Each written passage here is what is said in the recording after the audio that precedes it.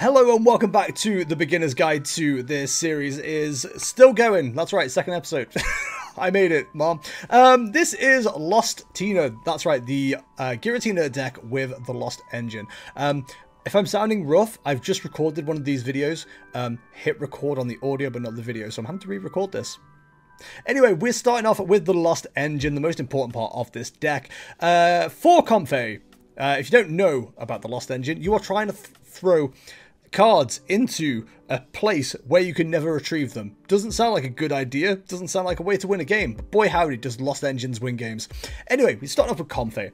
Once during your turn, if this Pokemon is in the active spot, you may look at the top two cards of your deck and put one of them into your hand, put the other in the Lost Zone. So basically, you want this Pokemon in the active as much as possible. Not the same one, mind you can only do it once per turn, but you can swap them, which we will get to in a wee while. So why are you getting cards into the Lost Zone? To power up your Pokemon. You've got three big numbers to hit. You've got 4, you've got 7, and you've got 10. You want to hit 4 for Cramorant. Cramorant has an ability, if you have 4 or more cards in the Lost Zone, ignore all energy in this Pokemon's attack costs. So rather than costing Water Colorless to do 110 damage, this attack does 110 damage for free. Very easy to hit, especially if you go in second. On your first turn. 2 Comfey and a Colress, which we'll get to later, and your Cramorant is running. 7 is for Mirage Gate, which we'll get to later, and 10 is for Giratina VSTAR, and also Sableye. Sableye has an attack called Lost Mine. You can use this attack only if you have 10 or more cards in the Lost Zone. Put 12 damage counters on your opponent's Pokemon in any way you like, which doesn't sound like a lot. It's 120 damage, but it goes through things. If you've got an ability that says, I take 30 less damage, Lost Mine doesn't care. Sableye is a very interesting card, and I think it's very easy to play but difficult to master. When I first started playing Lost Zone, I'd quite often use Lost Mine to do like 12 damage counters to one Pokemon just to see it get taken away. I have Virus Sharon's Care or a Scoop Up Net back in the day, and you'd be like, ah, that was a waste of a turn. Awesome, great. And then you Sableye, get knocked out, and you'd be down a prize. It's very important to learn how to apply your damage counters. A lot of people will go, 6 and 6, or knock this one out, do 3 over there. I think finding the balance of like where to put damage counters is massive with Sableye. In Kyogre decks, it's a case of like, oh, it's got 280 health, this Pokemon, we'll put 3 on there. Doesn't sound like much, you're like, 3 damage, who cares? Kyogre then hit it for 250, knocked out. It's such an important card to learn the fundamentals of. It's brilliant in this deck. As far as other cards are concerned, you've got Radiant Greninja. For concealed cards, you must discard an energy card from your hand in order to use this ability. Once you're on your turn, you may draw 2 cards. It's another way to get through the deck without losing a card to the Lost Zone, because you don't always want to lose one of the 2 cards to the Lost Zone. You might want to use them. On top of that, you have Moonlight Shuriken. Discard 2 energy from this Pokemon. This attack does 90 damage to 2 of your opponent's Pokemon. Now, with the amount of Manaphy's running around, generally, you aren't probably getting this attack off in a typical game. But if their Manaphy is prized, or they don't put one down, you gotta take advantage of the Moonlight Shuriken, baby. It's very, very powerful. On top of that, you got Manaphy. Manaphy is just a Pokemon to sit on the bench. We already mentioned it. Prevents all damage done to your bench Pokemon by attacks from your opponent's Pokemon. That's your Radiant Greninjas, your Rapid Strike Urshifus, your Sandaconda VMAXs. That's right, some crazy people play them. Couldn't be me. But it's a very nice card to have available. And finally, the main part of the deck, Giratina V. We've got 2 attacks. Abyss Seeking for 1 colorless. Look at the top 4 cards of your deck. Put 2 of them into your hand. The other 2 go into the Lost Zone. So if you are kind of struggling to get stuff into the Lost Zone, maybe you haven't got a Comfey, maybe you haven't hit the Colress, you've still got ways of getting things in the Lost Zone. There's a chance, you know, Giratina goes down, but sometimes you have to make sacrifices. The other attack is Shred for Grass Psychic Colorless. 160 damage. This attack damage isn't affected by any effects on your opponent's active Pokemon. So if they've got, for example, Full Face Guard, or if they've got V-Guard energy, or an ability that says they take less damage, Shred ignores that and does straight 160 damage. It is absolutely brilliant. For the same energy cost, on Giratina VSTAR, you've got Lost Impact for 280 damage. Put 2 energy attached to your Pokemon in the Lost Zone.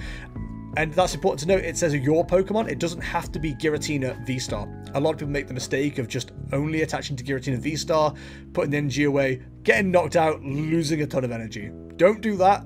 You can spread your energy around.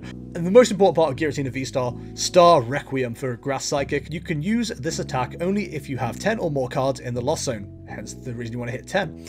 Your opponent's active Pokemon is knocked out.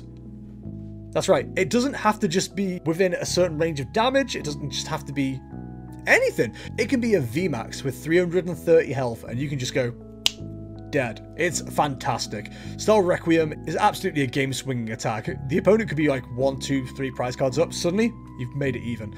It's very important to learn when to use Giratina because you do not want to be using it for single prize Pokemon. The flaw with this deck is it struggles against single prizes in a lot of ways because it becomes like a lost box deck with less tools because you replace them with Giratinas. But Giratina for the bigger, bulkier decks, absolutely fantastic.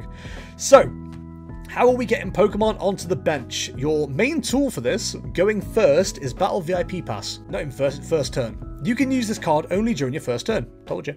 Search your deck for up to 2 basic Pokemon, put them onto your bench, then shuffle your deck. You are running 4 of these. It is going to be quite hard to not hit one at all.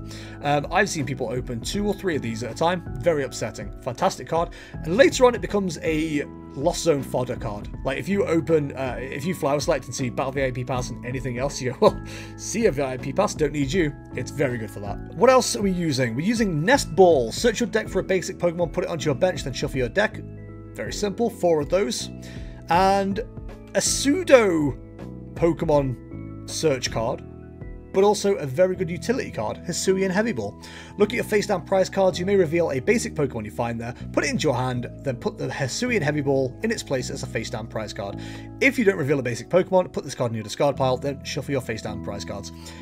Even if there's no basic Pokemon in the prize cards, you can use this to check your prize cards. Traditionally, it's something you'll learn to do as you go on through the game. Your first search through a deck using a Nest Ball or whatever, you'll go through your deck and go, oh, okay, I haven't got this, this is prized, this is prized, this is prized. You don't need to do that with Hisuian Heavy Ball. You can just go, that's the prizes. Cool. And place them back down. It's very, very good for that. If it doesn't find a basic, it's still a brilliant utility card. So next up, again, mentioning hitting the numbers for Lost Zone, one of the most important things you're hitting is 7 for Mirage Gate. You can use this card only if you have 7 or more cards in the Lost Zone. Search your deck for up to 2 basic energy cards of different types, attach them to your Pokemon in any way you like, then shuffle your deck. One of my favourite ways to use this card is with Jet Energy. Jet Energy moves your Pokemon from the bench to the active, you Mirage Gate for your Grass and your Psychic, bang, Lost Impact is ready to go. It's very, very good. Again, important to note, it is 2 basic energy cards of different types, so you can't go water, water, grass, grass, psychic, psychic. You do have to mix them, so do bear that in mind. As mentioned earlier, the Comfeys, you are wanting to swap them around as much as possible. First card we'll talk about is Escape Rope. I feel like this card is kind of I have no other way to switch. I need to use something card, because quite often if you're messing around with like getting your Comfeys and stuff into place, you're kind of building up to a Cramorant or a Sableye or something. You want to end the turn with a certain Pokemon in the active. And usually if you go for Cramorant, you maybe want to target what their active Pokemon already is. You aren't using Boss's Orders when you're using Colress, obviously. Escape Rope for me is kind of your last resort switch card, because quite often you might want to leave what's in the active so you can do some damage with Cramorant or even take a knockout. But it's a great card. It's your first of your switch cards. Next up is Switch Cart. Switch your active basic Pokemon with one of your bench Pokemon. If you do, heal 30 damage from that Pokemon. Quite often the 30 damage I don't think really comes up, but the active basic Pokemon is important to note, because if it's a Giratina V-Star in the active, you can't use Switch Cart.